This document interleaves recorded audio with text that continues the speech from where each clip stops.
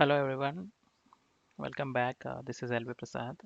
Today topic I would like to discuss is about Java method chaining in automation. So we know that in Java provides a method chaining concept, and how can we make use that in the automation is what the current topic is. Is this method chaining is new to Selenium? No, Selenium is already using this concept. Let me show an example to you. So we know that we create a WebDriver object and we typecast to the the Chrome browser driver. And when we call that the driver object, and we'll call a method call to maximize the window. We'll call a method. First method is manage, and from the first method we call a second method, and from the second method we call a third method. Right. So how this is happening is what we're going to see right now. So coming to the practical part of it, so I created a project here with TestNG. I will be using the attest annotations. I have a TestNG XML here, and under the source test, I created three packages which are of actions, pages, and the tests. The test package will contain all the classes with attest annotations, and the pages packages will have all the classes with a page level component objects. So for example, here I'm taking the Facebook as an example here. I'll be taking the Facebook here, all the three components: first name, last name, and the mobile number, the email. These are the three fields. Page objects, I will be taking it as for the example for the demo. And those three objects I already captured, and respect to I'll remove it for this time being. And the respect to implementations are already done for the same. Implementations means, for example, the first name web element, I have it here, right? So for that, as it's a text field, what we can do a text field is we can retrieve the text or we can input the text, right? So that is the reason why I'm using the send keys to input the user test data into that field. So likewise, I created for the last name and the input email. Okay, and let's how do we design that in the test case? So I'll use a test annotation here for the from the TestNG. First, I will design with the normal way of designing it. I don't use the method chaining concept here. I'll just show you how it works. General way of designing the test case. Okay, and we have it here. Let's import the test annotation from the TestNG. Okay, so as we created these methods as a non-static methods, so we have to access that with a class object, right? So I will create a class object here. Use the page and import that reference. Okay, syntax issue. What is this? Is the page spell mistake? It's a typo. Okay. So this the page dot input first name. I'll give my name. Register page dot input last name. Input last name. I'll give my initial. Register page dot input email. I'll use some dummy email here. Okay. So now we have the the test case ready, which will take care of inputting the user defined test data into these corresponding fields. Okay, but we have to launch the browser, right? So as I said, in the I have an actions package where I will be using the usable components or utility components. All that I will put it here. So I have a class here which is a reusable actions, and here what I written is a launch method which will take care of the launching the browser, then navigating to that URL. And I have a tear down method which will close the browser, and I have a static driver method. This I created to have the driver instances to use the driver instances where and required.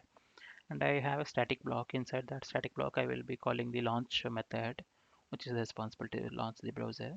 Why static block? Because we know that when JVM I'm sorry, when a class is created, when a class object is created, JVM first executes the static block if it is available, then it will execute the constructor of that class object. So that is the reason I created a launch. I will be calling the launch method under the static block.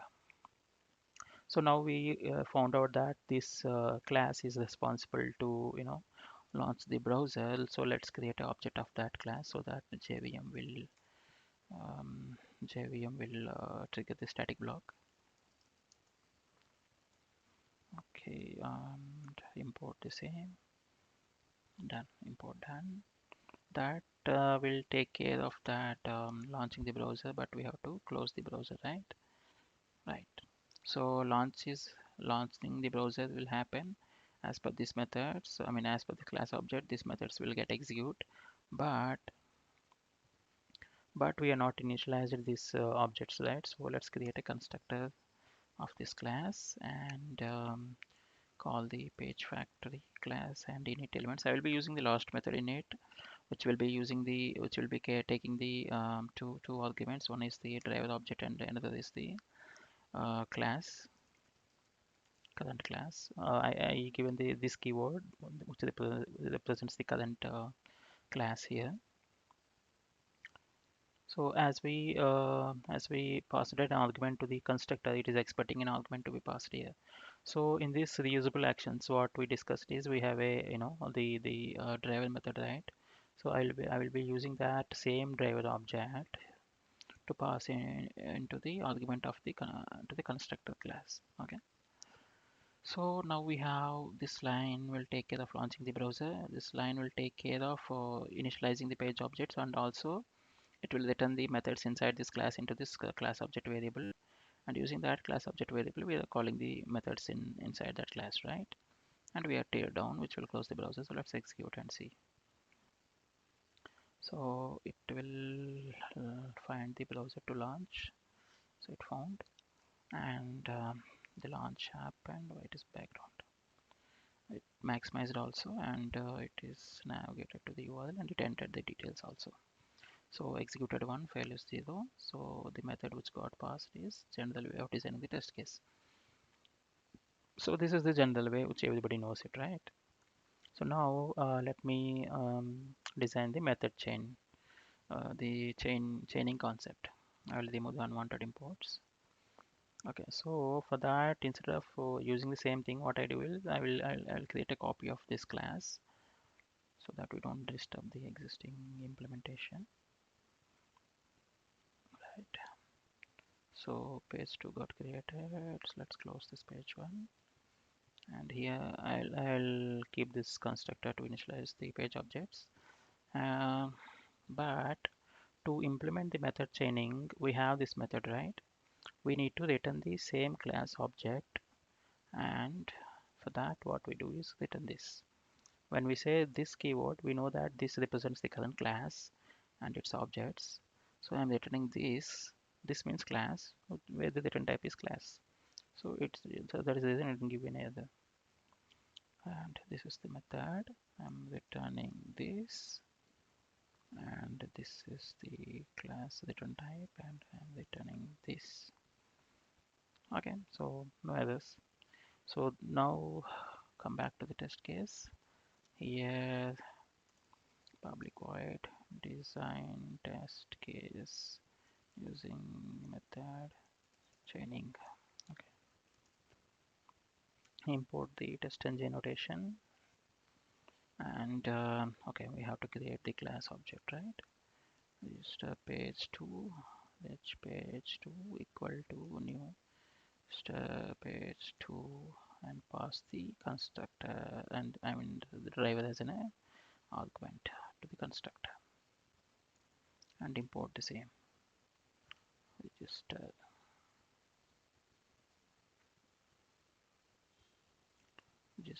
page 2.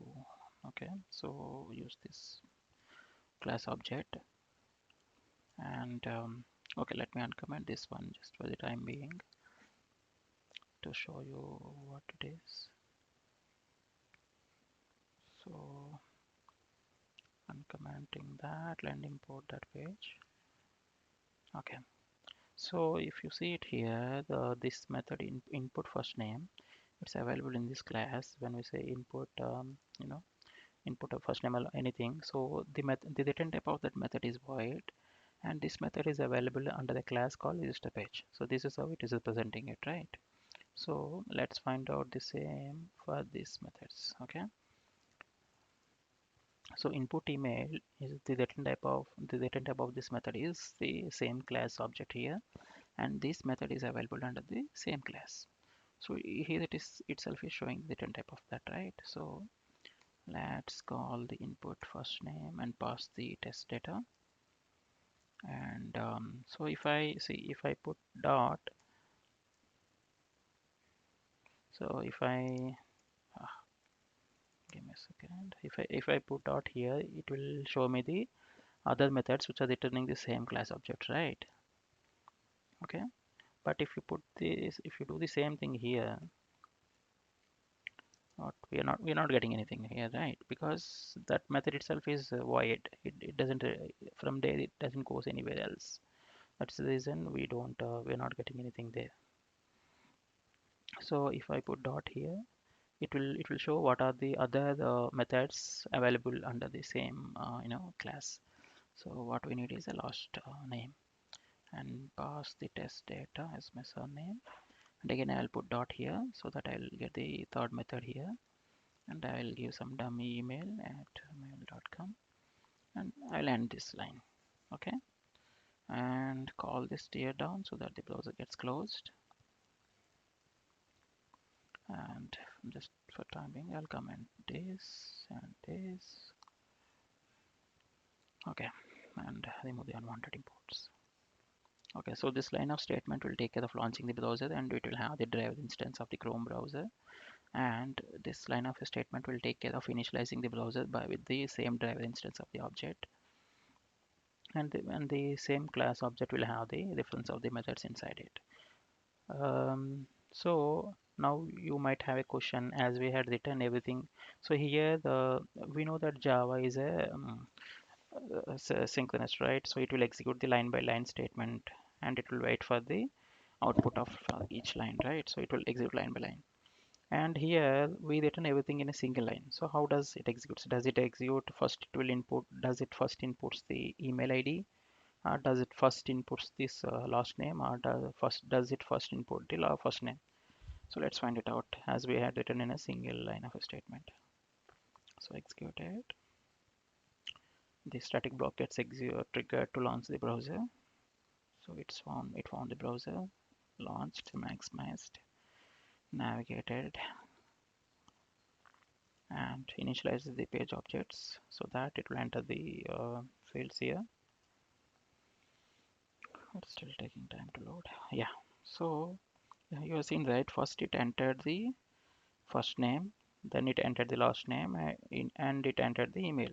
So it entered as per we written. Why? Because we know that the Java execution happens from the left to right.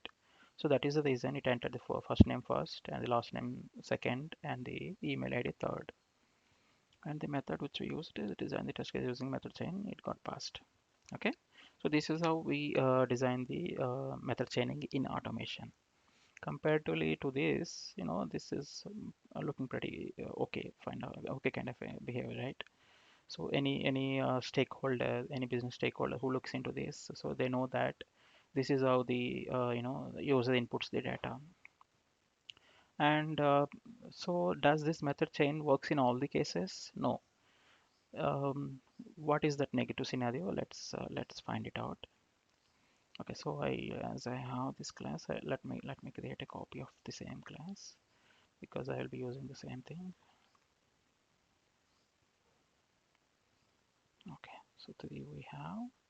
So here, let me create a method public. It will return string read attribute. Okay, and I will be reading the attribute of anything. Get attribute. I will return the same because the return type is string. Okay, so get attribute. But what will pass it here? Let's see it here. See, I will take a placeholder here. Placeholder means the text which you see. in a gray color. The first name, the last name, the mobile number, the email, these are called as a placeholders. So once you input any test data here, the placeholder will be gone. That is the behavior of a placeholder. So when you remove the test, again the placeholder comes back. So that's the functionality of the placeholder. So let's capture this placeholder value. So this placeholder attribute in the HTML is this one. Okay, so the first name. So this is the placeholder, and the name of that placeholder is this. But this value of that placeholder is having a key of area label, right? So we have to use this one. Okay, come on here. So let's take this attribute and put it here. Okay, so I'll create another test method here. At test public void method chaining negative case. Okay, and let me call a create object for this new class, which is 3.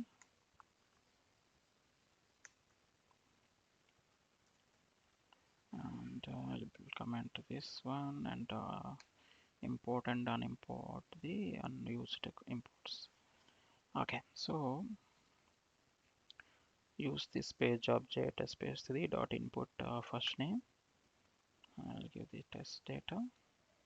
And if so previously we have seen the first name, last name, and the email we used to write in the single line right here like this. But let me use this, get attribute. Where is that method? Read attribute. Read attribute. So this is the method under this class, right? And the return type of that method is a string. So let's use this. Okay. And after this, can I call the input method? Input the last name. Input the email. No, I'm not getting that right. See, that is because after this method is returning the string. So that is the reason you see all kind of a string methods here, right?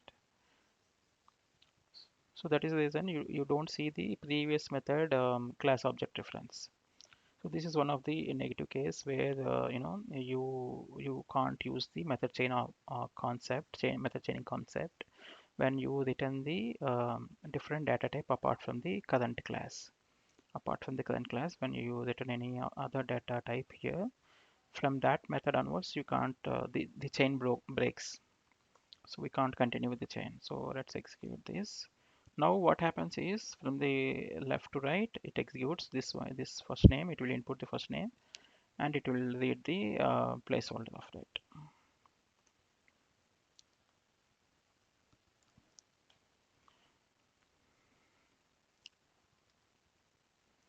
So it will find the browser found. To launch the browser, expand set, maximize set. Right. Focus is gone. It will initialize. It entered. Oh, we didn't put the code to close the browser. That's why it completed. So no failures, and it got passed. So what is the output? Oh no, no, we captured the output. We are returning it. Here we are returning it, but we are not even printing it anyway. That's why it is done. But that's okay. But you got the concept, right? So when a method returns anything, when the method return type becomes anything beyond the class object, class reference, then the method chain breaks there itself. From that method onwards, we cannot build the chaining. So this is the positive case where you can build the method chaining from method 1, 2, 3, 4, and all. And this is where method chain breaks when the method returns none other than the class, apart from the class object. So this is about the the Java method chaining concept in automation. Hope this is clear. Any doubts, please comment it. Thank you. Thanks for your time.